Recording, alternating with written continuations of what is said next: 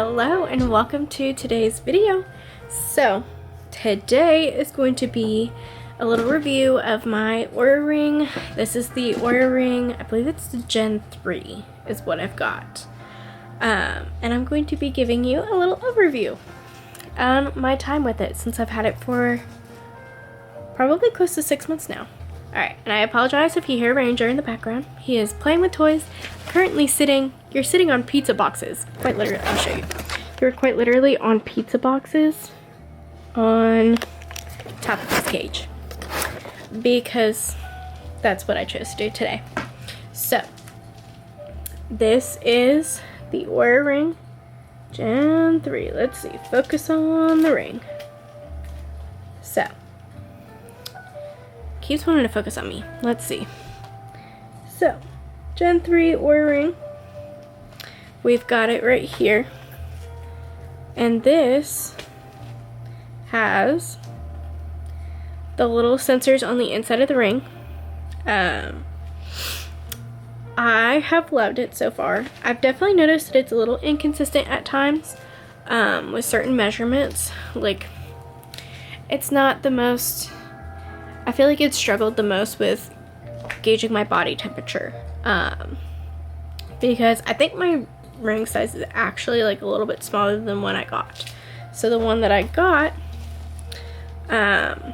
really just, it slides over the side of my fingers, so like the little notch that's supposed to be like down here at the center of your finger sometimes get pushed over to the side, things like that, and so it struggles to actually measure my body temperature. But I do like the way it kind of measures your sleep. I think it's really helped identify, okay, here's different things. Like for the past 3 or 4 weeks, it has been consistently saying my heart rate is elevated as I sleep. And it's like, oh, what's stressing you? You know, do this, do that. It gives you different ways to track your sleep and then see what's going on. So like, are you not sleeping well enough because you're eating before bed? Or you can like track different things when it comes to that, as well as just like, okay, I had a really stressful day, this is how it impacted my body. Or I got 2 hours of sleep last night and then I chose to have a crazy rambunctious day, this is how it affected me for the day as well as a couple days afterwards, or whatever. Or even how it can detect when you're getting sick. Like when I've been sick, it has detected, hey, your body temperature's elevated, like the day before I even start to feel like I'm not feeling well, like starting to feel sick. So overall, I really do love it. It does get kind of uncomfortable. It's not my favorite feeling in the world, but you know, it's more comfortable than like wearing my Apple Watch to bed. So as you can see, there is the ring. So it's got all of those little rivets in there, and those are the sensors. The ring itself is just like silver, but it does get scratched pretty easy. Okay. So, the ring itself is not bad. They say the most accurate finger is your pointer finger. So I originally got this and wanted to wear it on my middle finger. I kind of found that it's a little chunky, and so it felt uncomfortable on my middle finger. Or even on my ring finger, I thought I'd wear it there. But also, once again, very uncomfortable, it's chunky. It is definitely something to get used to being chunkier, but it's not like super uncomfortable. It just takes a little bit of getting used to. So the first few days, the first week, it's like, oh, this is kind of strange, you know, I'm not used to wearing a ring on this finger, or I'm not used to wearing such a chunky ring. And originally I got it in the silver color because all my jewelry was silver. I had silver wedding ring, silver earrings, silver necklace, which I still have the silver necklace, silver earrings, but my wedding ring is actually gold now. So I was like, oh, I kind of want one that's gold. But I really didn't like the gold color of the Gen 3s. They were just too fake gold. Like it didn't look like real gold. And it's not, it's titanium. It's titanium on the outside. And then I can't remember what it's made of on the inside. But overall, it's been pretty nice. I do like it. It's easy.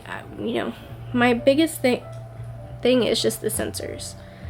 Like when I wash my hands, and maybe it's because I got a size a little too big, I probably should have sized down, but I wasn't quite sure, and the 8 seemed to fit better, so I have a size 8 because of the sensors.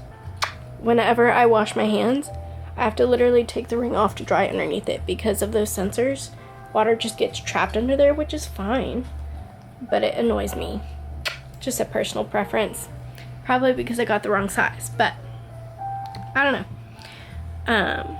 But in my process of making this, I'm actually considering getting the Oura Ring 4. So, I don't know for sure. I'm not 100% sure, but I thought I would give the review before I move on to a new Oura Ring. Overall, I think that if you want to track your health, for women, tracking your cycles, it's so much better. Like, I just got off hormonal birth control and have been on a non-hormonal version of birth control with the copper IUD. And since with that, I have natural cycles, so it's nothing hormonal causing me to have a period or not have a period. It's been really helpful to be able to not have to worry about, oh, let me stick a thermometer in my mouth, see what my temperature is, so that I can gauge when I'm going to ovulate. Which, of course, I'm still in my first month, just past month actually, of not having hormonal birth control, and I haven't actually had a cycle at this point, but just having the ability to possibly know when I'm going to ovulate, and it kind of helps predict your cycle, so it works with the Natural Cycles app. You can just base it off of your own body temperature and do your own research.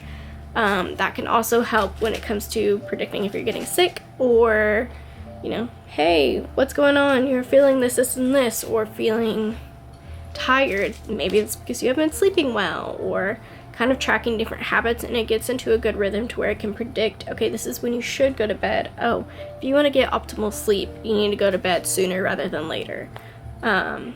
Things like that. So it's really cool. And then it can track like how many times you wake up through the night, every time that you are moving around.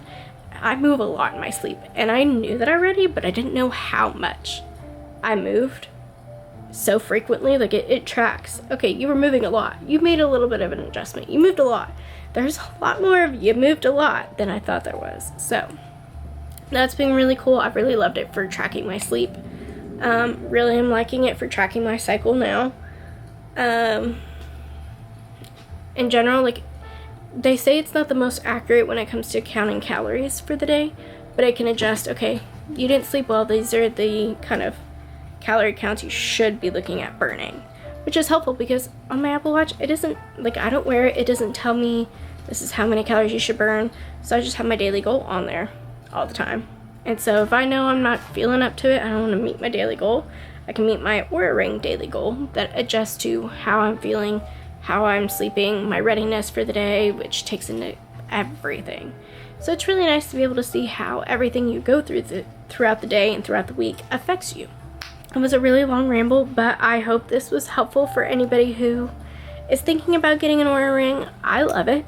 I would suggest it, but it's up to you. It is a little on the pricier side, and thankfully Logan works at Best Buy, so I get some discounts from stuff like that. But I hope you enjoyed. I will see you in the next one. Bye! Where's the...